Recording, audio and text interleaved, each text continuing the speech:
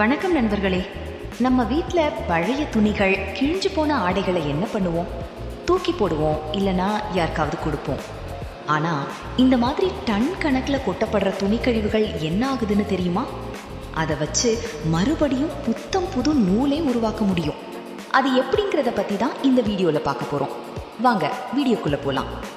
முதல் கட்டமாக உலகத்தோட பல பகுதிகளிலிருந்து வர்ற துணிக்கழிவுகளை ஒன்றா சேகரிக்கிறாங்க. இதில் காட்டன், நைலான், பாலியஸ்டர்னு பல வகைகள் இருக்கும். இதையெல்லாம் தனித்தனியாக தரம் பிரிக்கிறாங்க. அதே போல் துணிகளில் இருக்கிற ஜிப், பொத்தான்கள், மெட்டல் பாகங்கள் எல்லாத்தையும் தனியாக வெட்டி எடுத்துடுவாங்க. ஏன்னா இதுங்க மிஷினுக்குள்ளே போனால் மிஷின் பாழாயிடும். இப்போது தரம் பிரித்த துணிகளை ஒரு பெரிய க்ரஷிங் மிஷினுக்குள்ளே ஷ்ரெட்டர் அனுப்புகிறாங்க. இந்த மிஷின் துணிகளை ரொம்ப குட்டி குட்டி துண்டுகளாக வெட்டி கடைசியில் அதை பஞ்சு மாதிரி ஃபைபர்ஸாக மாற்றிடும். நீங்கள் படத்தில் பார்க்குற மாதிரி பல வண்ணங்கள் கலந்த துணிகள் எல்லாமே இப்போ ஒரு மென்மையான பஞ்சு வடிவத்துக்கு மாறிடுச்சு. இந்த ப்ராசஸ் மூலமாக துணிகளுக்கு டை, கெமிக்கல்ஸ் பயன்படுத்தாமலே இயற்கையான வண்ண பஞ்சுகள் நமக்கு கிடைக்குது. இப்படி கிடைச்ச பஞ்சுகளை நல்லா சுத்தம் செஞ்சு கார்டிங் மிஷின் மூலமாக நேராக்குவாங்க.